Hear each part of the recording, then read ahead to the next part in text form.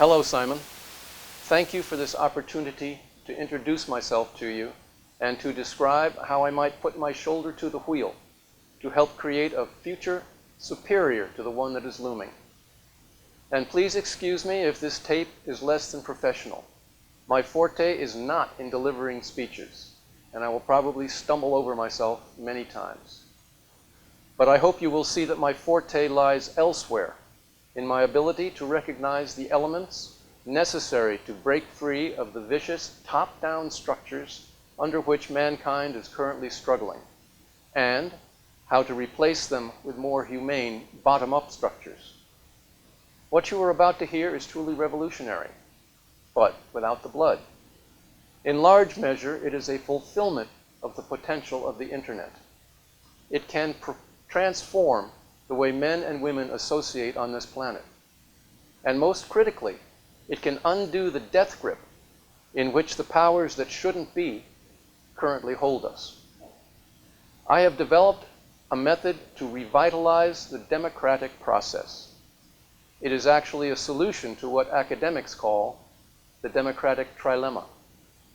It is an internet-based system which in the long run can remake society as a whole, and in the short run, it can be extremely profitable as a business model. I envisioned the basics in 2008 as a system that would work in theory as an alternative to, or just a way to improve, current representative democracies. It was an interesting hypothesis, but my problem was that there was no way to just snap my fingers and replace the existing systems of government, or even get to the point of being able to improve them. It was a workable but untested theory. That was all. I could envision no way of testing it. However, when I learned about crowdfunding, I realized that this was the easy entrance into society that I'd been searching for. Imagine the offspring of a marriage between a Facebook and a Kickstarter. This baby will have all the features and capabilities of its parents, but it brings in a whole new generation of features all its own. What I've created is an exciting new way for people to get together, not just to chat, but to get things done under banners of their own choosing.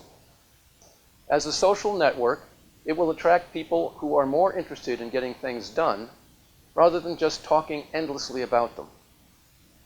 There will be as many chat rooms as there are subject of interest to the members, and people will be able to engage in open chatting, but there will be another echelon once they've pretty much covered the subject and their threads start leading off to nowhere. It seems that once an open discussion starts to degrade into name-calling on any thread, it's pretty obvious that the folks have settled into their positions, and further chatting beyond that point is counterproductive. So at that point, or at any point that the folks in the chat room wish, they can agree on a questionnaire which will help them to define themselves relative to the important aspects of the subject at hand. They are already all aligned on the same basic goal. They're just in disagreement on how to get there. This system seeks to constantly increase agreement. The results of the questionnaire will allow them to assign themselves to small groups of 8 according to their agreements, not their disagreements. The purpose here is to break the large, more heterogeneous group into small, harmonious groups of 8. Then our baby coordinates these groups of 8 into a geometric progression which can accommodate thousands, if not millions, in associating, deliberating, and reaching accords about how to handle their common causes. This is where the marriage occurs, and the parents' platforms of social networking and crowdfunding overlap. Discussion continues, but with the purpose of creating and funding a business plan. I have named our baby Cause Funding. The platform will still invite standard crowdfunding, but cause funding will be the star. And of all the worthy causes out there, first and most critical, we must all recognize we must safeguard the internet itself. Without the internet, I see no hope. But right now there is hope. There are a little over 3 billion internet users. If we could just interest 1% of them to get them on board to protect the internet, that would be 300 million people. And I think that you will be among those who can imagine a new world order put in place and directed by those of us who champion individual sovereignty rather than those who seek personal empires of force and control. In this quest, no politicians need apply. In describing this innovation, I wish to emulate your methods of presentation. One thing I admire about you is your grasp of history. I enjoy reading your articles when you reach back to ancient times to cast a rhetorical base to explain and bolster your points. The way you easily relate your current topic by drawing on the past makes reading your newsletter a pleasure. I, too, would like to offer an historic basis for the big picture which we are currently living. But I would like to do a variation on your method. First, I would like to paint a picture of the future as I see it, if nothing evolutionary should take place in society. Then I would like to reach back to Neolithic times to frame a quick explanation of why we have reached our current situation and why it will play out into my prognosticated future absent a dramatic change. Our future and past. First, let's talk about that future. Imagine the fate of the common man and common woman once governments further conglomerate and share the information they have gathered. This is a future where government would have the technological ability to obtain the Stasi's goal, to know everything. From the time someone is a child, government will know every message they ever sent or received, any phone conversation they ever had, their family's history, and every other person they have ever met or been in contact with, and everything about them, too.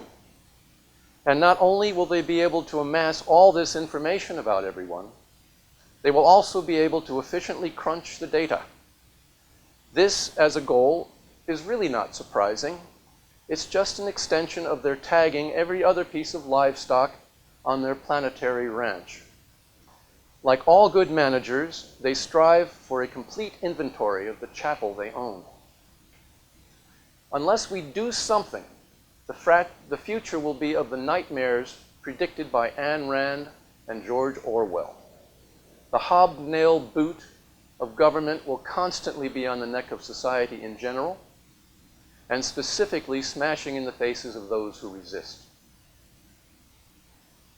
The invisible elite and their conspicuous henchmen will be able to crunch the numbers on all of us and reach out and touch anyone they consider to be a risk to their continued rule. The horrors of control presented in such movies as The Lives of Others will once again be fact, but 100 times more intrusive and efficient because of the amount of data they will have and their advanced ability to crunch it in real time. The marketplace will be completely under their control. All money, all transactions, all pay, and all savings. All of it will be monitored and ultimately controlled by government. The toadies, lickspittles, and collaborators will be richly rewarded. The productive will be harnessed, and any resistance will be quickly punished. Unfortunately, this is not a far-fetched scenario. As an analogy of today's situation, we are all trapped in a theater which is on fire, a crowded theater. We long ago stopped shouting, "Fire!" No one who could do anything about it seemed the least bit interested. We have since discovered that those responsible for the blaze are the fire marshal himself and the owner of the theater. The fire marshal has a vested interest in keeping the fire going. He doesn't want to lose his job or the lifestyle it provides for his family and co-workers. And while he may not want to burn down the whole theater and thus lose that account, He knows that unless there is always some smoke billowing from somewhere, the patrons might recognize that they are actually perfectly safe and capable of guarding against fires themselves. The owner of the theater has learned to go along with the duplicity of the fire marshal. He has found it very profitable to sell his patrons insurance, health care, smoke masks, and all matter of the paraphernalia they need to be comfortable in such an environment. He used to blame other competing theater owners for the terrible conditions. But since they all joined together in a giant trust, he has had to find another source of criminal intent, setting all those fires. Terrorists. He and the fire marshal have convinced those watching his programming that they are not safe because of terrorists. Terrorists who hate them because of their popcorn. As long as the show goes on, there are surprisingly few who pay much attention. Simon, it would seem that your best solution is to vote with your feet. In this case, you advocate moving to the back row, where the air is less contaminated and the seats have not yet been scorched. Your farm in Chile, Doug Casey's farm in Argentina are great. I applaud you both for creating oases of safety for those able to move with you. Personally, I have moved to Costa Rica. Much less smoke here, too. But while voting with our feet in this manner may work for a few of us today, what about our kids? What about our grandkids? The whole theater is rapidly filling with smoke. Soon there will be no place safer than another. Once the owner and the fire marshal degrade all rows to the same condition, everyone but the elite will have to get online and beg management's favors. We will all have to rent asbestos suits and oxygen masks from the concession stand just to survive. And how did mankind come to such a pass? Are we just the sinful beasts some religions and philosophers portray us to be? Do we really need someone with an iron fist to keep us from each other's throats? Why has it somehow always been acceptable for wars to be raging in foreign lands and governments to be oppressing their own citizens at home? And specifically, how did the American dream get so twisted from being a refuge for those fleeing oppression and turn into a nightmare where the land of the free is now the greatest oppressor in the world? Here is the short answer. It is the predetermined path of the social contract. Now to the past. I am a great champion of human nature. It is a statement of who we are, and it is, by definition, good. It is important for me to make the point that we should be optimistic about ourselves as a species, and not buy into the bad PR that is rampant regarding ourselves. To characterize man as warlike, greedy, and sinful in general has been the traditional drumbeat, and unfortunately it can be supported by reading the headlines throughout history. But in this case, the whole of written history is itself a short look, and it does not represent human nature. Rather, it perverts and maligns our human nature. In assessing who we really are, it is necessary to take into account the whole of our existence on this planet, not just a tiny portion of it.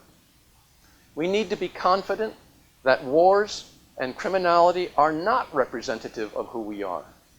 We need to see how radically our societies had to change for us to survive as groups living in cities starting 10,000 years ago. The overarching structures of force and control evinced by armies and police forces are really not the norm for mankind. Take a look at this chart. Homo sapiens, time on Earth. Scientists tell us that Homo sapiens have been wandering around the Earth for about 200,000 years. That's you and I dressed up in various costumes, but basically the same folks as always. For the first 95% of that time, we organized ourselves into relatively small groups, called band societies. And how did we reach accords in those small groups? I assert that it is our human nature to use the democratic process, and that it is always the way we operate when deliberating amongst equals. If you analyze any decision-making process among co-equals on the micro scale, you will find that folks use the democratic process as comfortably as walking. Kids on the playground deciding whether to play baseball or basketball or football, or you and your friends deciding where to eat or what movie to see, etc. These and millions of other mundane examples are examples of the democratic process at work. And what we are looking at here is an aspect of human nature. Please take note that the democratic process does not need to be limited to one person, one vote. There are always oligarchic elements to be considered. Who owns the capital to be used? Who is an expert in the field? And even, who are the matriarchs and patriarchs concerned? Please take note that the democratic process does not need to be limited to one person, one vote. There are always oligarchic elements to be considered. Who owns the capital to be used? Who is an expert in the field? And even, who are the matriarchs and patriarchs concerned? But a couple of things the democratic process does not include as relates to human nature is the assumption that the majority ever owns the minority, or that a stranger could ever have the right to put his hands on you or your possessions. Force is not a part of the equation. It is only in the last 10,000 years that man broke with that model and moved from the forests to the city streets. The change was occasioned by the agricultural revolution, and it heralded in what I call the age of the social contract. This age of the social contract, this 5%, is an anomaly. It does not represent us well. Recently, convincing archaeological evidence has proved that wars as we know them did not exist until the advent of cities. Our human nature is not that of warmongers, but since the advent of cities, radically different societal organizations had to be instituted. The liberty that individuals enjoyed in the forests had to be curtailed. Men and women had to learn to take orders from strangers. The security of the city demanded a leader who commanded an army for defense and a police force to ensure that the populace kept the army in readiness. This radically changed people's relationships with each other. To understand why we are as we appear today, it is necessary to examine how living in cities changed our lives. Please look at this chart. It dates from the social contract to the present, 10,000 years of the social contract. Written history began about 5,000 years after the beginning of the age of the social contract. And having been written by the conquering heroes of the day, it is skewed in favor of force as the defining attribute of civilization. The first we ever hear of society, it is of empires ruled by god-kings.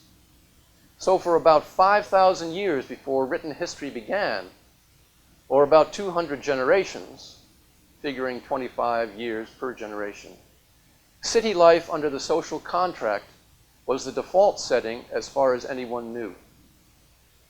200 generations of being under some ruler's control made it look like maybe the gods thought that being owned and ruled by strangers was really a good idea. We can't blame the ancient authors for not questioning the divine right of kings. It was all anyone knew for as far back as there was memories or stories of the past. You and I are now 400 generations away from true liberty and individual sovereignty of the life in band societies. And even though it flies in the face of our human nature, the concept that, quote, you can't fight City Hall, end quote, has been ingrained in our collective psyche. Overcoming this stuck consideration is one of our biggest challenges. The worldview of 400 generations is not easily swept away just by showing someone a few charts. It will not be easy to get people to understand that they can fight City Hall. They can fight City Hall and they can win. The good news is that operating a cause funding platform will prove to be a very profitable business in and of itself, long before there is any need to lock horns with government. It will be proved in the marketplace first. Then it will slowly begin to intrude into the spheres traditionally left to government. We can assume that when social contracts began to be instituted, they had real utility. They were beneficial to both sides. They would have been freely entered into by both parties of the contract, the few who would protect the group, and the many who would support the few protectors. It was a contract among equals. But over time, the protectors, led by criminals, unilaterally broke the contract and became rulers. Quite obviously, this no longer reflected a contract between equals. The rulers and their inner circle were the elite, while the rest of the populace were reduced to lowly serfs, the property of the rulers. The more successfully criminal a society was in waging wars, the greater would be its empire. Force became enshrined as the most important aspect of society. People who would otherwise lead peaceful lives were tainted by the glories of war. And if we are honest about it, the concept of civilization itself is really only the process of warring conquerors molding the vanquished into their own image. Might makes right. Herein lie the seeds of our modern-day burning theater holding us captive. Nothing has changed. Only the trappings have been updated. But the theme and the plot are exactly the same. The social contract defined the rules of realpolitik. As stated above, might makes right. From the beginning of the anomalous age of the social contract, where individuals gave up their sovereignty to strangers, the die was cast. All societies were structured to be able to project force on others. Prior to the social contract, the only ones in society who depended upon using force on their fellows were criminals. Then, with the social contract in operation, there were two elements in any society that depended upon force to get what they wanted: criminals and government. Is it any wonder that the two elements would eventually meld into one? If we let the social contract game play itself out, economies of scale will demand that civilization continues to reduce the number of empires to one. That single empire is the New World Order. If some way is not found to return each individual's inherent sovereignty to that individual and allow him or her to freely associate in deciding how to solve life's problems, government will continue to pervade all aspects of human life, and the nightmare scenarios will become more and more real. To quote British economist E.F. Schumacher, small is beautiful, and efficiencies of scale do not apply to the needs of human beings. We do not do well when treated like so many boxes of toothpaste, mass-produced and stacked on a supermarket shelf. The opposite is true. When men and women are treated as large masses, much of our humanity can be stripped away. Psychologists tell us that the average man or woman has a cognitive limit to the number of people they can keep intimate track of. It's called Dunbar's number. between 100 and 200 would seem to be the maximum number of people we can know intimately. Anthropologists tell us that the number of folks in a prehistoric band society and the number of folks on people's cell phones today correspond to this limit. This is predictable. We have lived in band societies for 95% of our time on Earth. That 95% is central to determining our human nature, not an anomalous 5%. During that 95%, we could know each individual's relation to every other individual in our cohesive group. One aspect of human nature is that we tend to stick close to family and friends. It is not optimum for us to have to deal with crowds of strangers. My point in going on about this is that we can be proud of who we are. During 95% of our time on Earth, we have been surrounded by folks we knew intimately, and we lived in peace. It was just the temporary necessities of protection from criminals who had seized control of nations which has given us a bad image. 10,000 years may not sound like anything close to temporary, but it is. As I showed in the charts, it represents only 5% of the data set about how we normally live. I think it's time we move on. Let's hit the reset button and relax back into our band society default setting of peace and harmony. Modern technologies can set us free from the Neolithic necessities of being ruled by strangers. We can sweep away all that might makes right garbage and reclaim our heritage as sovereigns, operating in relatively small groups, of living in peace with our neighbors. And when decisions have to be made, we can make them democratically without giving up our freedoms in the process. My innovations. It may seem that I'm contradicting myself. I stated above that It may seem that I'm contradicting myself. I stated above that the democratic process is a reflection of human nature, which is good. But democracies have failed. Does this mean that human nature itself has failed? No, not really.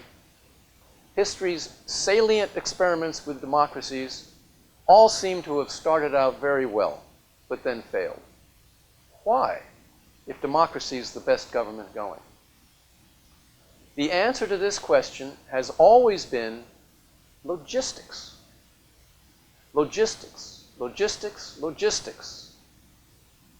So, just what are the technologies required to handle the needs of democratically getting from point A to point B? I look at ancient Athens, the Swiss cantons, and colonial America as the best examples of successes. Direct democracy, where the individuals involved deliberated and reached accords in real time, worked exceptionally well. All that was needed logistically was, 1, an announcement of a meeting in the arena or the town hall. 2, the topic for discussion. And 3, a set of understood procedures of deliberation. In small groups, the democratic process worked great. But when those who wished to participate in the process were too many to fit in a New England meeting house or in an arena, the process fell apart. Whenever the size of a population outstripped the logistics to handle the essentials of the democratic process, which are inclusivity, deliberation, and accord, the democratic trilemma asserted itself, and direct democracy had to be abandoned. Inclusivity means that there are no barriers to anyone who wishes to participate in the decision-making process. But once there are no more seats or standing room in the town hall, the democratic process is broken. Or if the town hall can seat 5,000, everyone can get in, but the process is still broken because not everyone will be able to be heard. Deliberation breaks down. in the hubbub of noise. The process of deliberation just becomes impracticable when there are too many voices trying to be heard. Representative democracy is then instituted as a compromise, balancing the power of the common people and the interests of the elite. Next, party politics intrudes, and complicated issues get reduced to only 2 or 3 possible solutions, rather than allowing the process to fully explore every nuance and continue the debate until a general accord is reached. An excellent and recent example of this breakdown of the democratic process was seen in the failings of the Occupy Wall Street movement.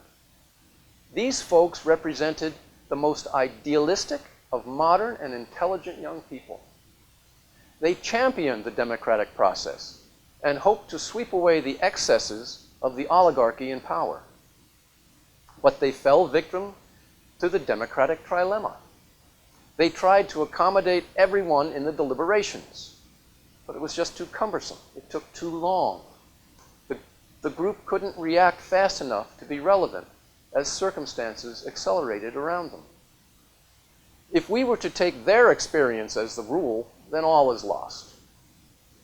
But had they used the organizational tools I have developed, their movement would not have ended in failure. Years ago, I began to focus on how mankind could extract itself from what seemed to be its descent into another dark age, this time presided over by the New World Order.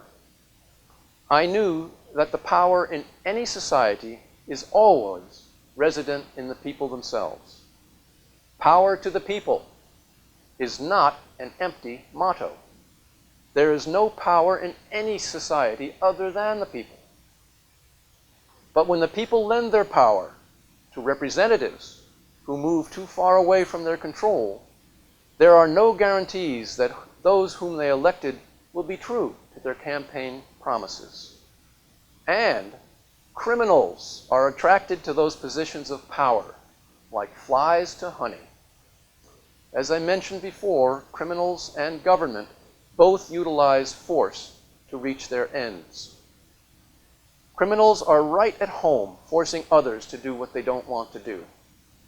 For generations, parents advised their children not to go into politics because it is rife with crime. But until the advent of today's technologies, there was no lasting solution. Voting the bums out just clears the way for a new batch of bums. And armed revolutions just recharge the notion that might makes right. Simon, I did it. I figured out how 300 million people could coordinate their actions without giving criminals the upper hand. The 3 basic elements of criminality are means, motive, and opportunity. The application of my system immediately reduces the means and the opportunity. And once the system is up and running, society in general will grow more and more affluent. This increased general wealth will then also reduce the motive to steal. I had to make positions of power transitory and difficult to hold on to. I had to decentralize decision-making so that the principle of subsidiarity dominated the process in general. Subsidiarity basically states that decisions should be taken in the smallest jurisdictions possible. If it's a family decision, the family makes it. If it's a village decision, the village makes it, etc. And I didn't want a pot of gold lying around to attract the light-fingered. So I had to substitute something for taxation and the treasury. Along the way, I even figured out how a society could monetize its own future labor, allowing folks out of work to get some cash. And by utilizing the real bills doctrine on a society-wide basis, a stable currency can be easily created by any society that wishes to pull itself up by its own bootstraps. All aspects of banking can stay in the people's control. My fundamental system is a bottom-up structure created by individuals with common goals. It requires an internet-based platform. It will assure maximum inclusivity. Anyone interested just has to log on and join the ongoing discussions. Deliberation will be fluid, robust, and rapid.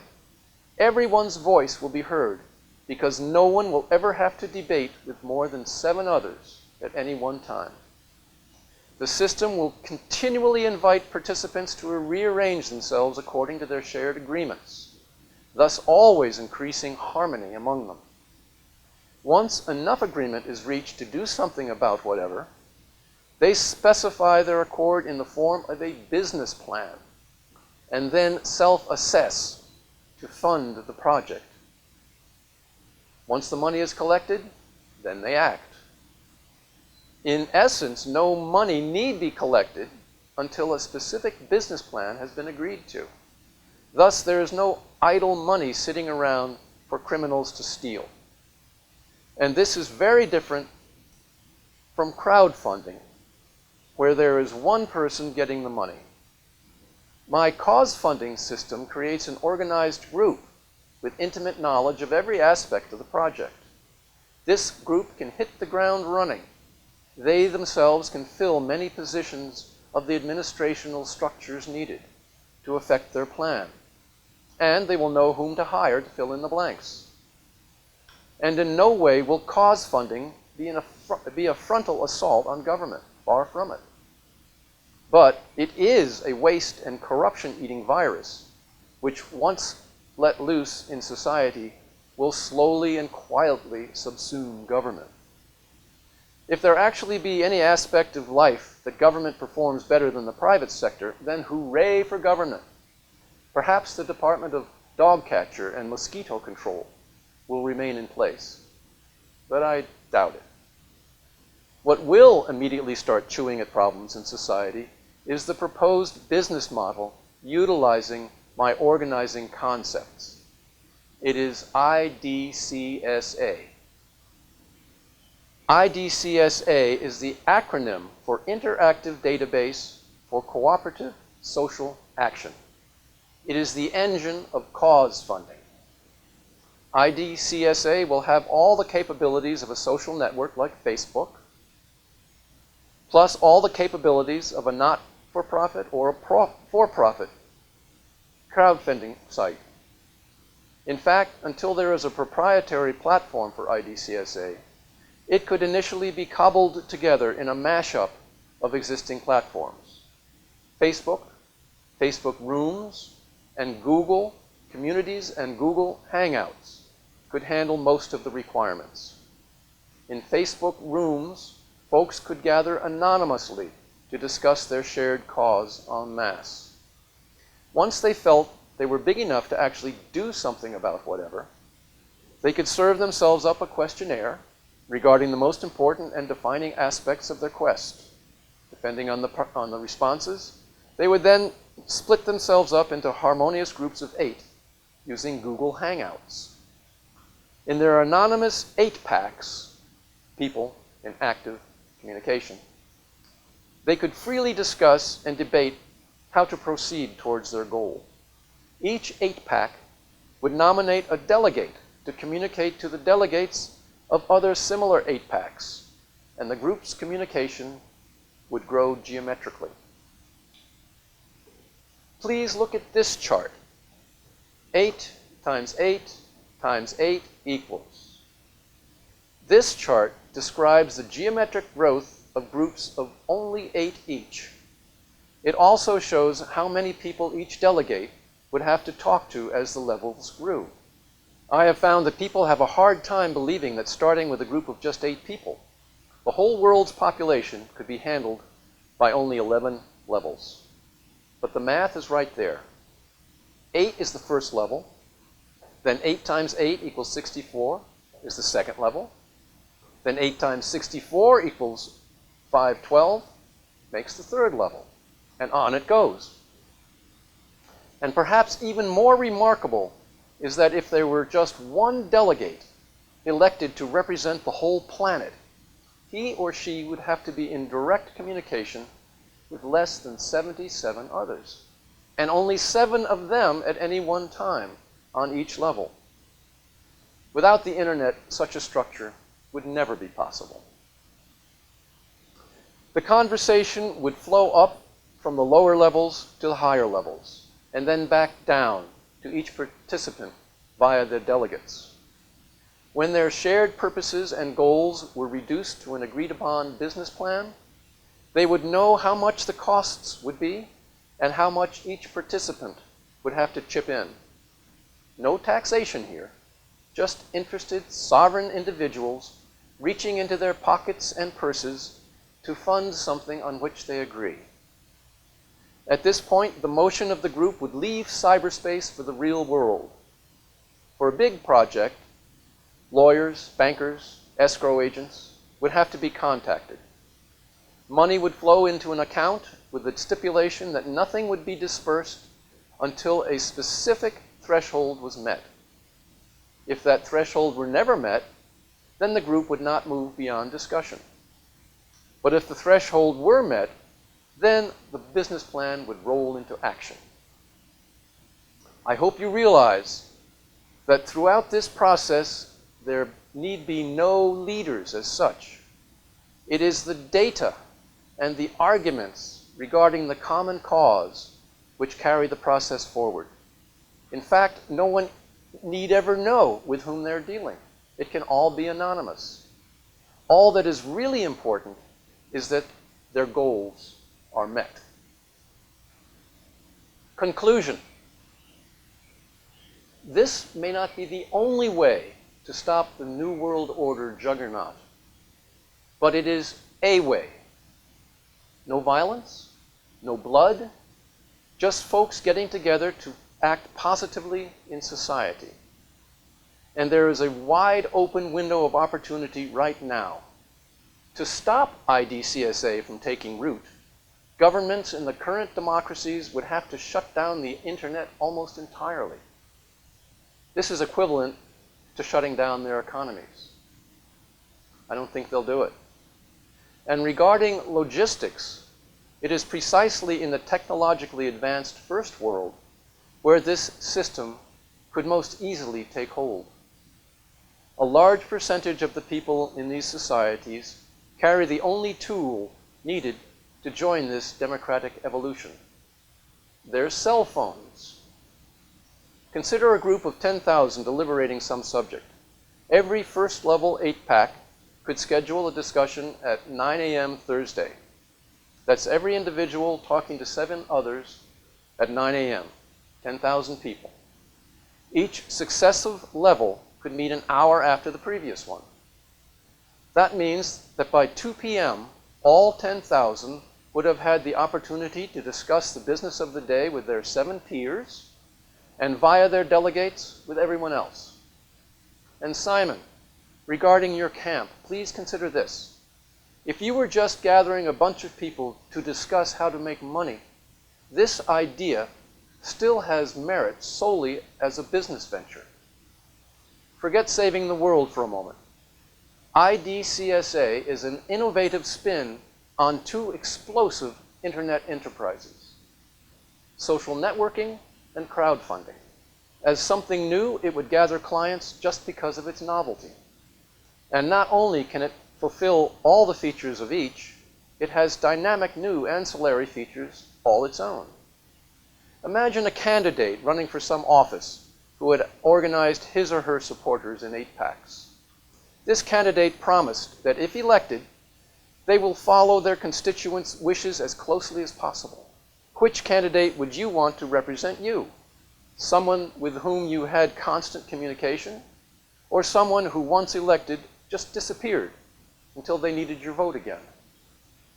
Simon, think of your own business and the people on your mailing list. If you guaranteed anonymity and security of information to your followers, you could get them to be extremely detailed and forthcoming about any aspect of their lives.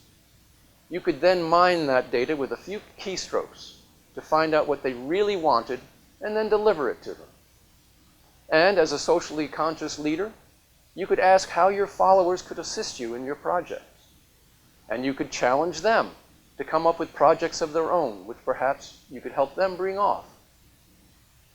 And to do this, you would have to speak with only one other person, the delegate assigned by all your followers. This organizational system gives a real voice to any group. In creating the database, people would learn that the better the data they personally upload, the greater their benefits from the database.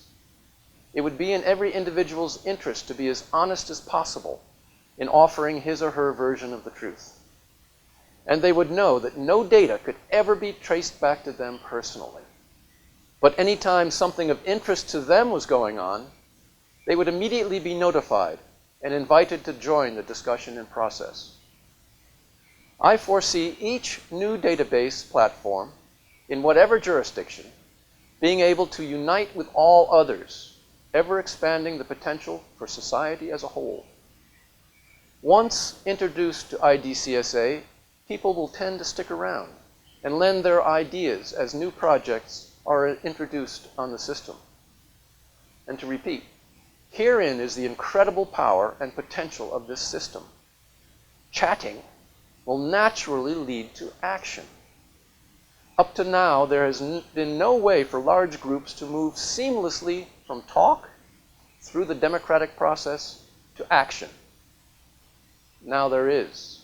I dream of a worldwide database, a voice of mankind, which any individual could tap at any time, but which no individual or group could co-opt or control in any way. The same data and more that the elite of the New World Order plan to use to rule the world will be in a neutral central information cloud under the control of no one and traceable back to no individual. Like yourself and your Sovereign Man subscribers, every leader of a group with a mailing list could be in constant communication with his or her group. Any movie star, author, or musician with a fan club, politicians, religious leaders, charity organizations, etc. And towns with a tradition of town meetings could immediately adopt the system to augment their democratic processes. The prospects are truly awesome, and they need to happen soon. Simon, I would very much like to be included in your upcoming Liberty and Entrepreneurship Camp. Thank you very much for listening. John Huckel.